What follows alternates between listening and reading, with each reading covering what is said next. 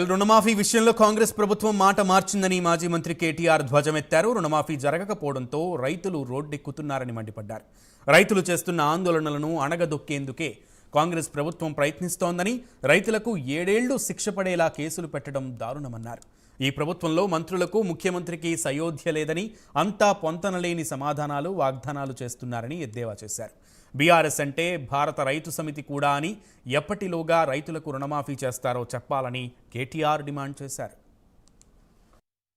రాయుడి ప్రభుత్వం ఏదైతే ఉందో, ఏవైతే కోతలు పెట్టుకుంటూ వస్తున్నారో చాలా జాగ్రత్త కోతలు పెడుతున్నారు. మీరు చూడండి, డిసెంబర్లో 49,000 కోట్లట, జనవరి వచ్చే వరకు అందులోకి 9,000 కోట్లు ఎగిరిపోయినాయి.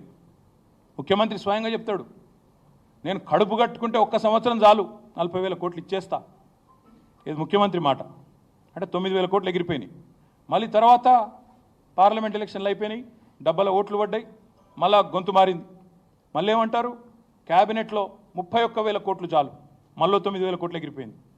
క్యాబినెట్లో 31,000 కోట్లు.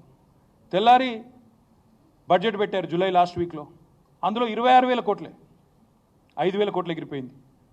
మొన్న ఏం చెప్పినారు, 15th ఆగస్ట్కి 17,900 కోట్లు ఇచ్చినామన్నారు. అప్పుడు ఎంత ఎగిరిపోయింది, 26లో 8,000 కోట్లు ఎగిరిపోయింది. మళ్ళీ నిన్న బట్టి గారు సావు కబురు చల్లగా చెప్పిండ్రు, 17,900 కోట్లు ఎక్కడిది, ఇచ్చింది 7,500, 10,000 కోట్లు ఎగిరిపోయింది.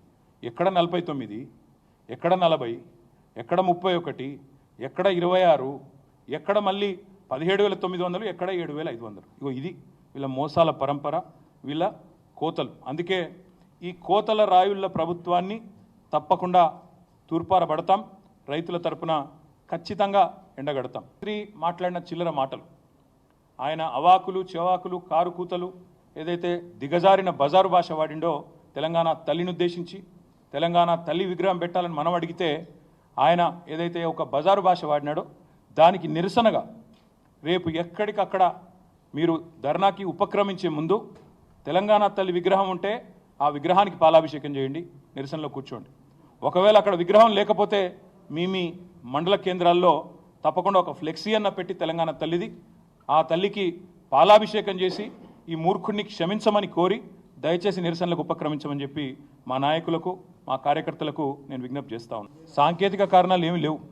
మీరు ఎట్లా తప్పించుకుందామా అని చెప్పి ఆంక్షలు కొర్రీలు పెట్టి ఎట్లా ఎగరగొడదామా పేర్లు అని చెప్పి చేసిన దిక్కుమాలిన దివాలా కోరు రాజకీయం తప్ప ఇందులో సాంకేతికం లేదు, మన్ను లేదు.